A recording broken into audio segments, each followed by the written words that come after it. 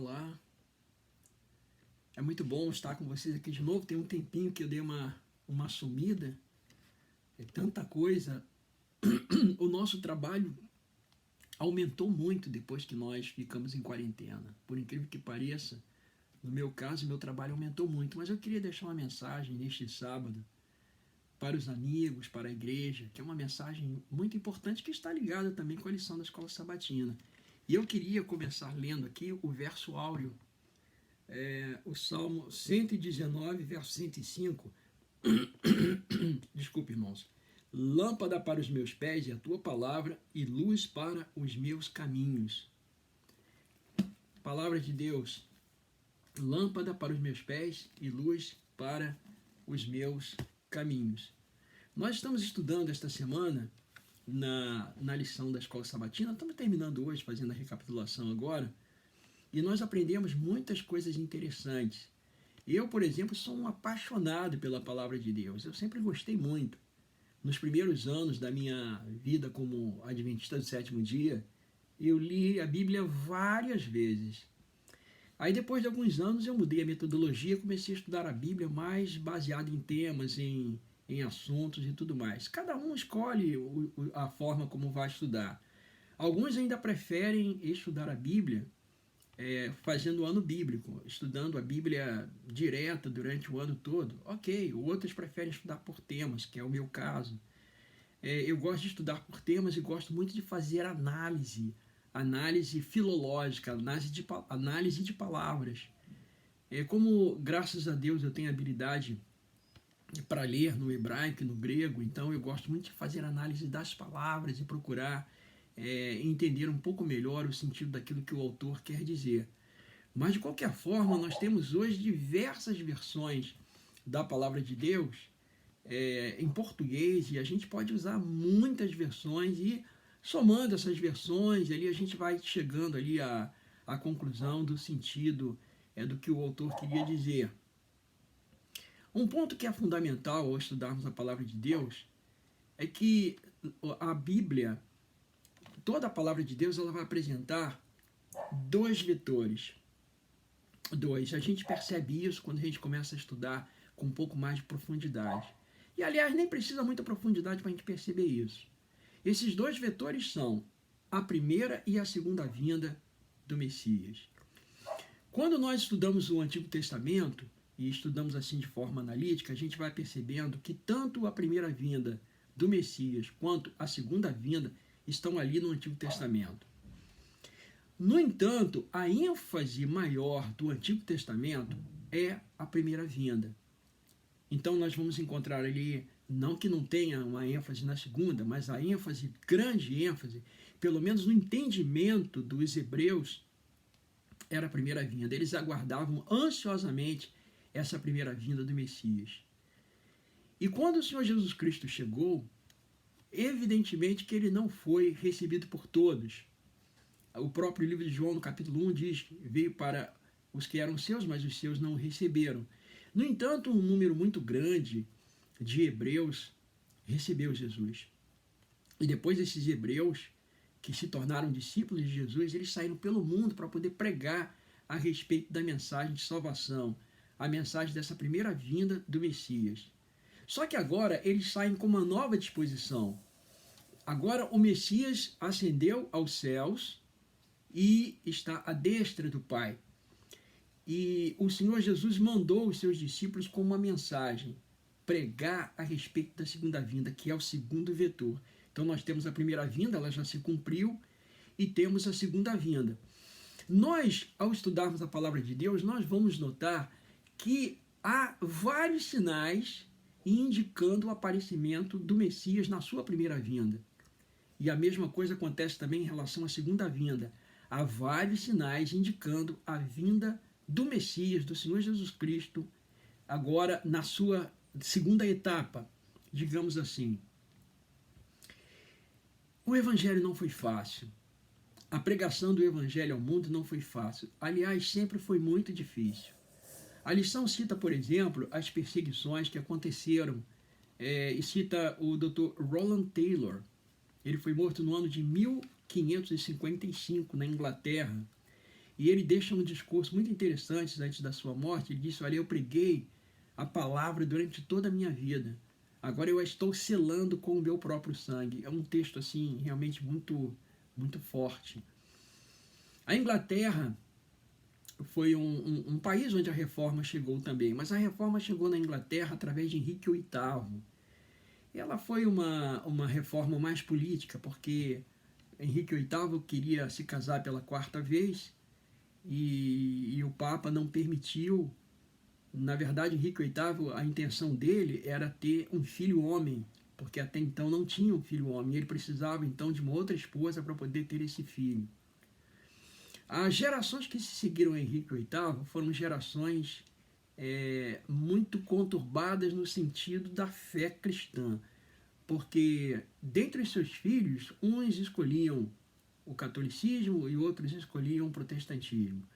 Quando o catolicismo imperava, as perseguições eram muito duras contra os protestantes. E quando era o protestantismo que imperava, então a pregação do evangelho avançava. E assim foi a vida da Inglaterra. Aí depois apareceram alguns grandes reformadores, como foi o caso de John Wesley, George Whitefield e John Wesley. Eles começaram a mudar muito o cenário em relação à Inglaterra.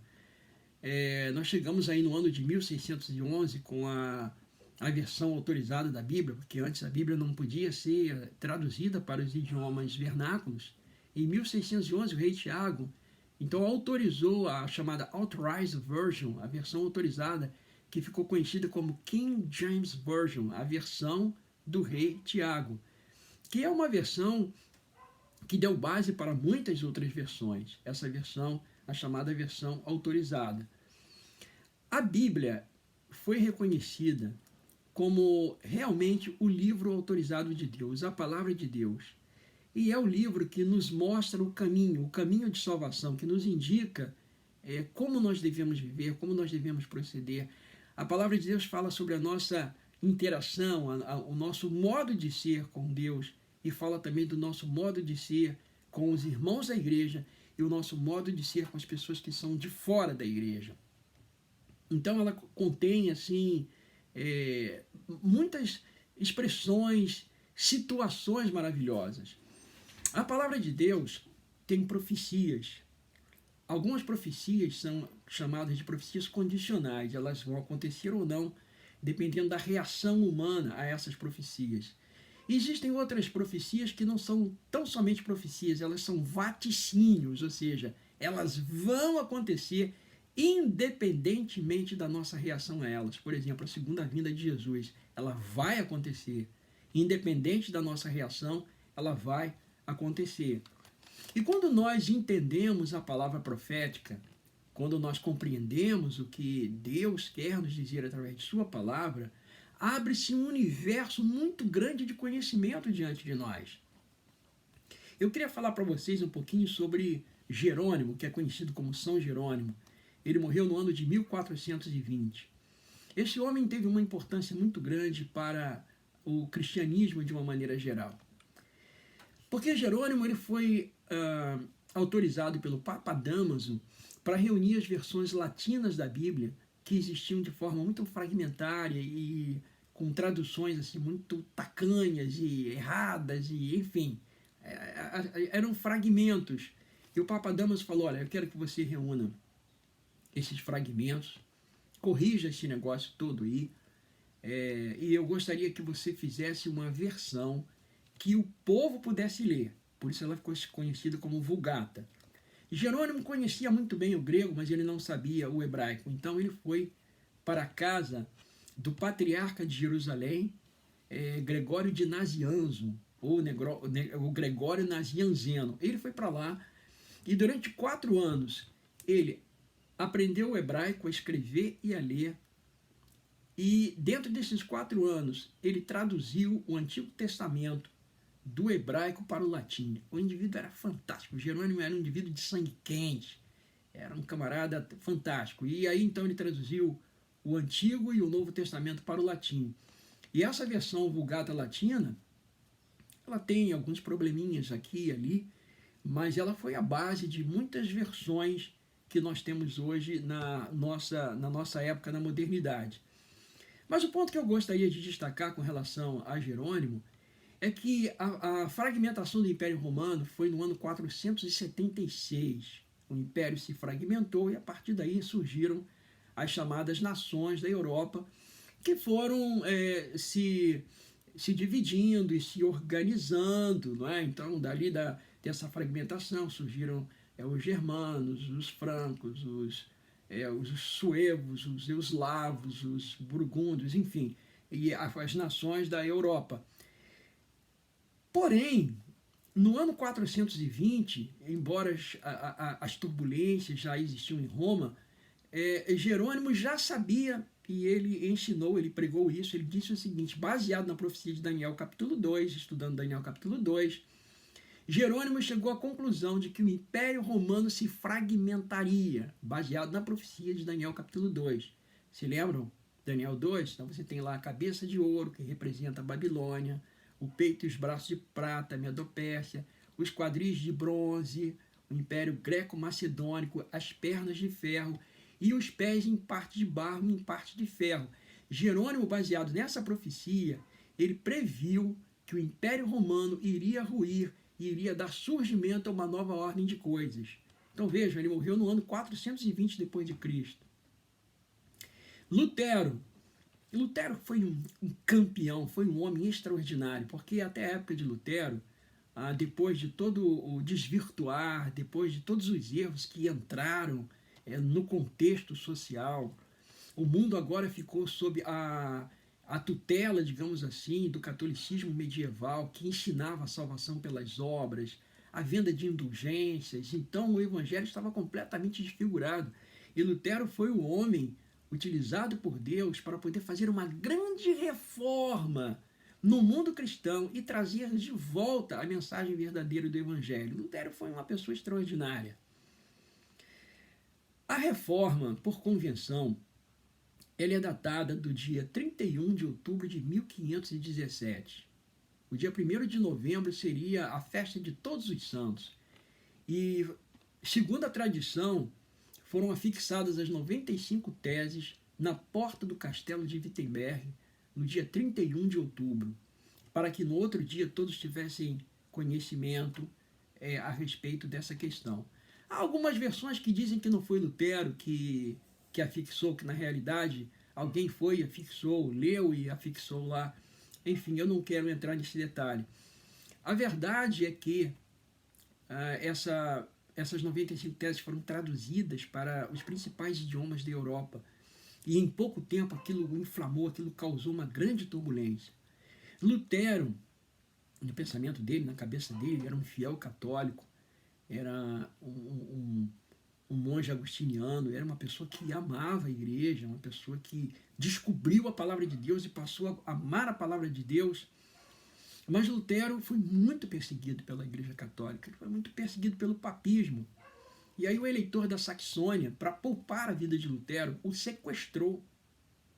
Mandou aí os soldados encapuçados e tal, e eles sequestraram Lutero durante uma de suas viagens, e fizeram isso para o bem de Lutero, porque Lutero estava para ser assassinado. Ele foi levado para o castelo de Waterburg. E lá em Waterburg, o castelo de Waterburg era como se fosse um condomínio hoje, um prédio, um condomínio. Então tinha várias pessoas que moravam ali, e Lutero não podia ficar com aquela mesma aparência que ele era usual, aquela aparência de monge. Então eles fizeram a questão do tratamento de barba, cabelo, mudaram as roupas, passou a vestir-se como um fidalgo e tudo mais. E Lutero, então, pensou, bom, já que eu estou em quarentena, já que eu estou preso aqui, eu vou fazer alguma coisa de útil. Então ele pediu que fossem levado para ele um dicionário de grego, um dicionário de latim, a princípio, e ele então falou, vou traduzir o Novo Testamento para o alemão. Naquela época, a própria língua alemã ainda não estava bem sistematizada. Mas Lutero ele fez um trabalho tão bom, mas tão bom com a tradução do Novo Testamento, que ele acabou sistematizando o idioma alemão. É muito, mas muito fantástico isso. E o que Lutero fazia? Ele ia para a feira de Waterburg e ali na feira ele ficava observando como as pessoas falavam. Como é que as pessoas falam e como elas se comportam. E ele ficava observando isso, disfarçado agora, né? E ele ia para a sua celinha e ele começou então a traduzir a Bíblia, o Novo Testamento, conforme as pessoas falam, da maneira que as pessoas pudessem entender. Tirou aquelas palavras rebuscadas, como existia na Bíblia Antiga, aquelas expressões que ninguém entendia nada, e ele começou então a fazer um trabalho excelente, um trabalho maravilhoso. Existe até aquela situação, nós conhecemos, tem lá no Castelo de Waterburg uma mancha de tinteiro, porque Satanás apareceu para zombar dele, ele teria jogado o tinteiro em cima de Satanás, aquilo bateu na parede, né? Tem essa muito interessante esse episódio. Isso ocorreu na época de Lutero, quando ele estava traduzindo a Bíblia. Então, Lutero depois ele traduziu também o Antigo Testamento, e a Bíblia de Lutero é uma Bíblia extraordinária, até hoje está aí à disposição. Eu mesmo tenho um Novo Testamento e tenho a Bíblia toda em gótico, no alemão gótico. De vez em quando eu leio para não perder a prática do gótico. Mas Lutero foi uma pessoa assim realmente extraordinária. Ele teve uma visão muito, digamos assim, precisa do que a Bíblia fala a respeito dessa questão da luta entre o bem e o mal. Eu diria quase que precisa, né? De acordo com o conhecimento que ele tinha no seu tempo. Lutero descobriu, entre o ano de 1520 e 1521, que a Igreja Católica não podia ser reformada. Ele descobriu isso. Ele descobriu que o catolicismo é um sistema paralelo de salvação, que a expressão anticristo não é propriamente contra Cristo, mas alguém que se coloca no lugar de Cristo. Alguém que tem um sistema paralelo de Cristo. Então, o Lutero descobriu que Jesus ele apresenta uma salvação que é baseada na fé e na sua justiça. A sua justiça é alcançada pela fé. E ele descobriu também que o papismo apresenta um sistema de salvação análogo baseado nas obras. E que essas duas correntes elas são contrárias e elas lutam uma contra a outra. Ele descobriu isso. Isso foi mais ou menos aí no ano de 1520. Evidentemente que isso foi depois de muita perseguição e muito estudo da Bíblia. Lutero estudava as profecias bíblicas. E ele fez uma previsão. Ele disse, vejam que coisa tremenda, ele disse que o juízo de Deus começaria em torno de aproximadamente 300 anos. Se você levar em consideração que Lutero viveu aí em torno do ano de 1530 e tal, por aí, né? Aí você coloca 300 anos, você vai chegar em 1830, por aí, não é? E quando foi que o juízo começou? 1844. Lutero teve uma visão, assim, muito dilatada, ele conhecia muita coisa. Certamente, Lutero estudava as profecias de Daniel e ele deve ter se baseado na profecia de Daniel também. Eu vou voltar um pouquinho, vou para Hus. Hus viveu cerca de 100 anos antes de Lutero. E Hus, as suas mensagens eram baseadas nas mensagens de Wycliffe, que foi conhecido como a estrela d'alva da Reforma. Um homem que começou um processo, que começou a explicar que a mensagem de Deus é uma mensagem bíblica e que a salvação é através da justiça de Cristo. Então, Wycliffe ele começou com esse trabalho muito maravilhoso e o trabalho dele caiu nas mãos de Hus. E Hus começou a pregar a respeito disso. E por causa disso ele foi pregado na fogueira. Foi queimado na fogueira.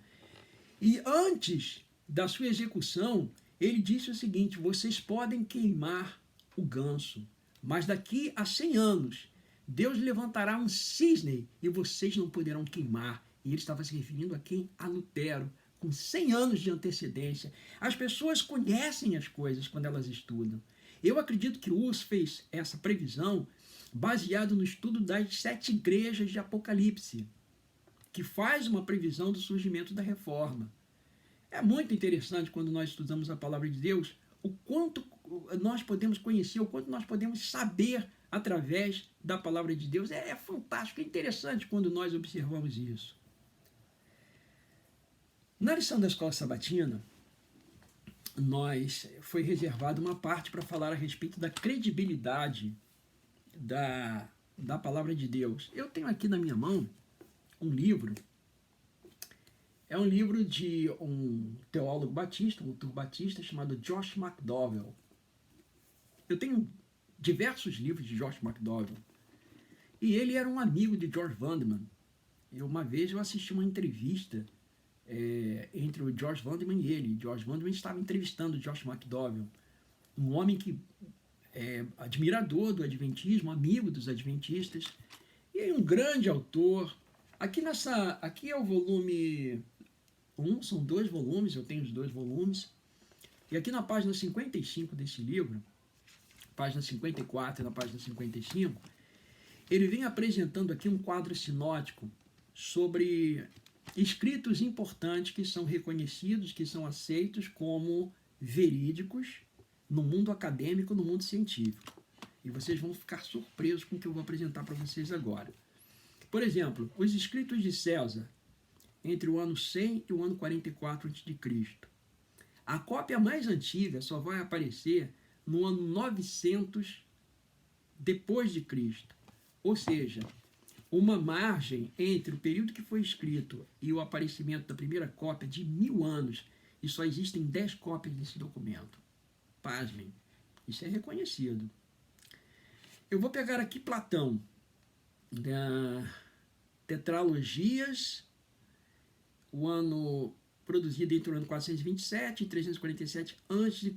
A primeira cópia só aparece no ano 900 depois de Cristo. Aí nós temos uma margem entre a sua composição e a primeira cópia de 1.200 anos. E só existem 7 cópias desse documento. Interessante, né? Agora aqui, Plínio o Jovem. Tem o Plínio Velho e Plínio Jovem. Eu tenho as obras deles aí. Então você tem aqui em História do ano 61 ao ano 113 depois de Cristo. A primeira cópia só apareceu no ano 850 depois de Cristo. Uma margem de 750 anos entre a composição e o aparecimento da primeira cópia, e só existem 7 cópias. Vamos pegar aqui alguma coisa bem conhecida. Vamos ver aqui. Tem vários, eu não vou ler tudo aqui para não cansar a gente, né? Vou pegar aqui Sócrates, entre o ano 496 e 406 a.C., a composição dos seus escritos. A primeira cópia só aparece no ano 1000, uma margem de 1400 anos. E existem bastante cópias, 193. Mas vejam, são 1.300 anos desde a composição até o aparecimento da primeira cópia. Bom, deixa eu pegar aqui mais... Vamos aqui o que interessa, né? Vamos pegar aqui um material que é muito conhecido, bastante, muito lido até hoje. Você encontra isso nas livrarias. Você tem aqui a Ilíada de Homero. A Ilíada de Homero foi composta no ano 900 a.C. A cópia mais antiga aparece em 400 a.C., então ela foi composta em 900, a primeira cópia aparece no ano 400 a.C. Isso dá uma margem, um intervalo entre a composição e a primeira cópia de 500 anos. Existem bastante cópias, 643, e muito reconhecido pelo mundo acadêmico. Agora, muita gente questiona a Bíblia, muita gente questiona. Muita gente diz, não, a Bíblia não é isso e tal, mas vejam aqui, vocês vão ficar assustados agora. O Novo Testamento, ele foi composto entre o ano 40 e o ano 100 depois de Cristo, ok? Desde do primeiro material, que começou escrito, até o último, que foi o de João. Então, do ano 40 até o ano 100 depois de Cristo, ok? A cópia mais antiga é do ano 125. Um intervalo entre a composição e o primeiro manuscrito que foi encontrado, você tem uma margem de apenas 25 anos. O menor de todos. 25 anos apenas. E algumas pessoas ainda querem duvidar da Bíblia. Sabem quantos manuscritos nós temos do Novo Testamento? 24.600. E agora o que a gente vai dizer sobre isso? Que a Bíblia é fake? Olha o que está acontecendo ao nosso redor. Tudo predito pela palavra de Deus. Tudo predito pela palavra de Deus. Bom, eu gostaria de apresentar para os amigos, para os irmãos. Quero apresentar para vocês aqui agora uma mensagem que eu queria deixar essa mensagem hoje para nós. A paixão de Cristo. A paixão de Cristo no sentido, algo pelo qual Jesus era apaixonado. Não a paixão no sentido da sua morte, mas a paixão, aquilo que ele queria muito. Qual era a paixão do Senhor Jesus? Bom, é interessante isso, né? Você deve estar assim, qual era a paixão de Jesus? Abram a sua Bíblia em João capítulo 14, verso 12. Evangelho de João 14, verso 12. Aí você vai descobrir a paixão de Jesus. Vamos lá. O que ele queria muito. Evangelho de João 14, verso 12. Eu vou ler aqui na Almeida, na Nova Almeida. Vamos aqui, encontramos João 14, verso 12. Acharam aí? Eu acabei de encontrar aqui também. Vamos lá. Eu vou ler a partir do verso 12. Em verdade, lhes digo, que aquele que crê em mim fará também, aliás, esse verso mesmo, verso 12, né? É o verso 12 mesmo que eu quero. Em verdade, lhes digo, que aquele que crê em mim fará também as obras que eu faço, e outras maiores fará, porque eu vou para junto do Pai. A paixão de Cristo, que nós, como seus seguidores, aqueles que cremos nele, façamos a obra que ele faz. E ele está lá junto do Pai. Você sabe que eu muitas vezes eu falei, Senhor, não, isso não é possível. Senhor, Jesus parou a tempestade. Jesus curou leprosos, cegos de nascença, coxos.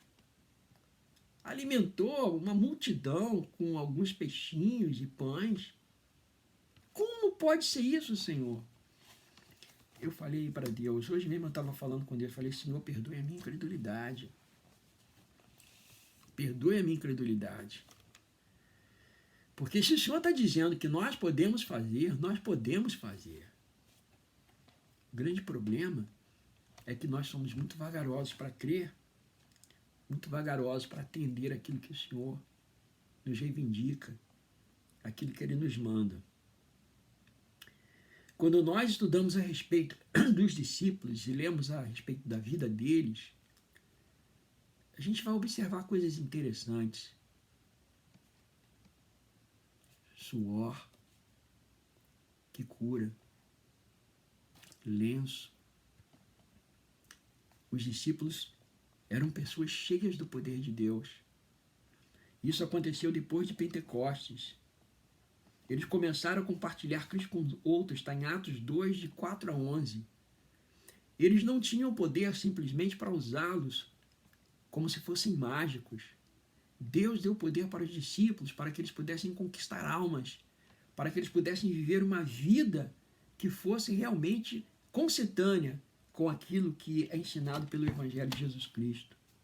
Milhares se converteram a Jesus Cristo num curto espaço de tempo. Atos 2, de 37 a 41, 4, verso 4, 12, 21.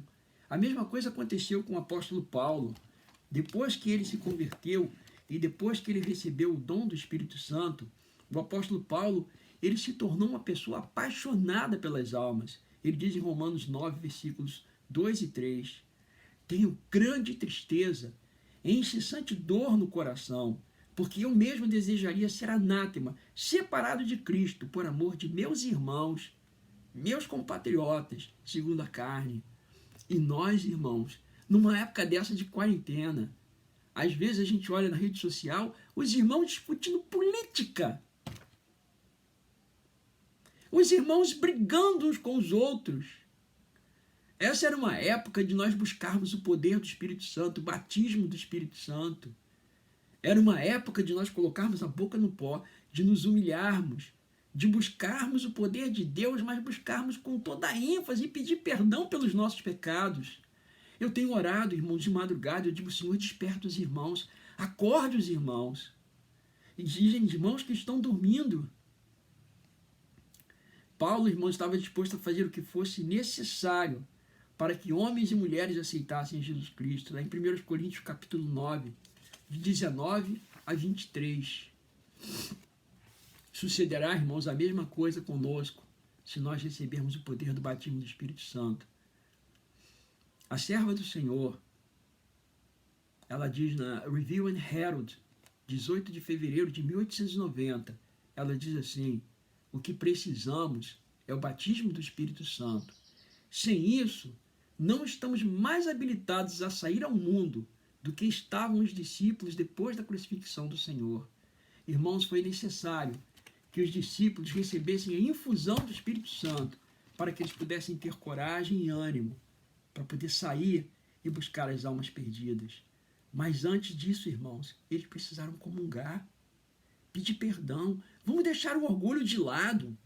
Se nós ofendermos alguém, deixemos, vamos parar com isso. Esqueçam as questões. Pensem apenas na comunhão. Vá até o irmão ofendido. Você não pode ir fisicamente. Ligue para ele e diga: irmão, eu naquele dia eu fiz isso. Eu quero pedir perdão ao irmão. Quero que o irmão me perdoe.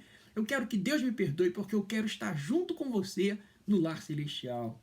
Irmãos, sem isso não tem vitória. Não tem vitória. Eu tenho falado para os meus amigos, tenho falado aqui em casa, tenho falado quando eu estou agora fazendo as visitas virtuais.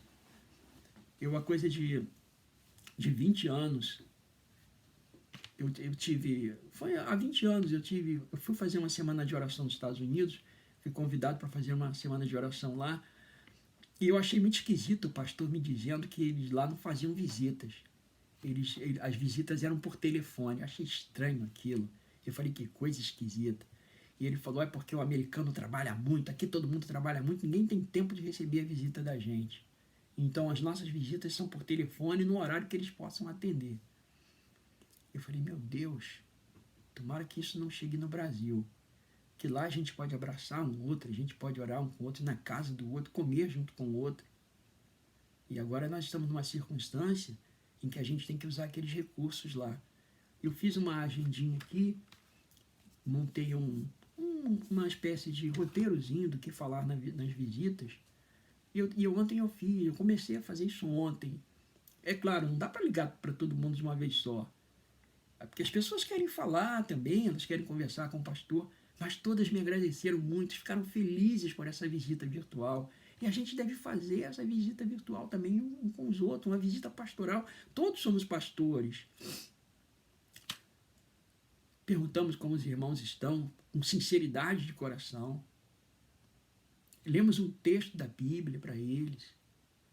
Oramos com eles. É isso que nós temos que fazer, irmãos. Como eu estava dizendo, eu tenho falado para os meus irmãos, para os meus amigos, nós estamos entrando agora num túnel.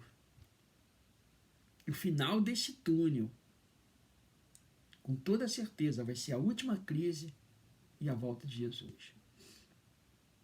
Eu não tenho dúvida nenhuma disso, mas eu queria mostrar para vocês um texto que nós ainda vamos sair dessa quarentena. Nós ainda vamos ter tempo de abraçar as pessoas. Olha esse texto aqui. Ele está em Testemunhos para a Igreja, volume 9, página 126. Está escrito assim: em visões da noite, passaram perante mim representações de um grande movimento reformatório entre o povo de Deus. Muitos estavam louvando a Deus, os enfermos eram curados e outros milagres eram realizados. Viu-se um espírito de intercessão tal como se manifestou antes do grande dia de Pentecostes. Viam-se centenas e milhares visitando famílias e abrindo perante elas a palavra de Deus. Os corações eram convencidos pelo poder do Espírito Santo e manifestava-se um espírito de genuína conversão. Olhem o que ela diz aqui. Quando ela fala sobre esse grande despertamento, ela está falando da chuva serôdia. E a chuva serôdia ela virá mais ou menos simultânea ao decreto dominical, e nós estamos perto desse decreto, nós já estamos sendo encaminhados para isso. E ela diz que nesse momento, a chuva serôdia, ela já terá apanhado o povo de Deus sincero. Então esse é o momento de buscar. E ela diz que quando a chuva serôdia estiver sendo derramada e também o decreto dominical sair, muitas pessoas estarão curiosas para saber a ordem de coisas, o que está acontecendo. Isso está começando agora.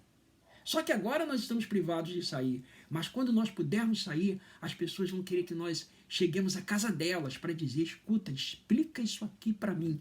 E ela está dizendo que nós vamos visitar milhares, centenas e milhares, visitando famílias e abrindo perante elas a palavra de Deus. Só que, irmãos, para a gente fazer isso, as picuinhas têm que acabar. A infidelidade tem que acabar. É no momento como esse que nós temos que ser fiéis. Ontem um tesoureiro ligou para mim quase chorando, falando, pastor, o que eu vou fazer? Os irmãos não estão devolvendo o dízimo, não estão entregando a oferta. Pastor, eu tenho que pagar a luz, eu tenho que pagar a internet, eu tenho despesa com a igreja, pastor, e eu estou apavorado, eu não sei o que eu faço.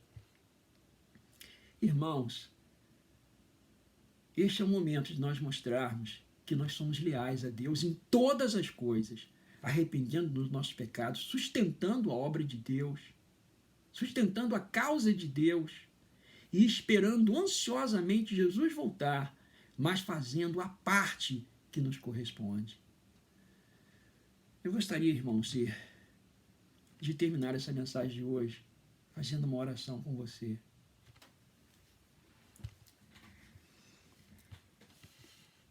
Eu gostaria que você ficasse como se você estivesse segurando a minha mão.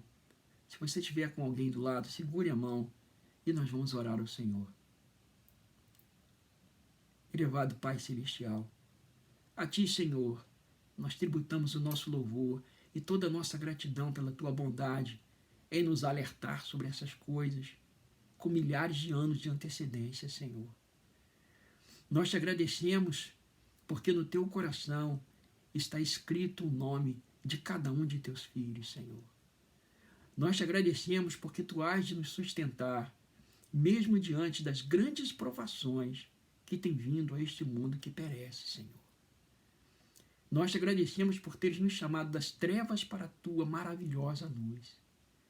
E pedimos a Ti, meu Deus, que Tu perdoes os nossos pecados, que nos sacudas, Senhor, tire da nossa indiferença, tire o nosso orgulho, faça, meu Deus, com que nós sejamos verdadeiros irmãos uns para com os outros, irmãos até daqueles de quem nós não gostamos muito, Senhor, porque são pessoas por quem Teu Filho Jesus Cristo morreu.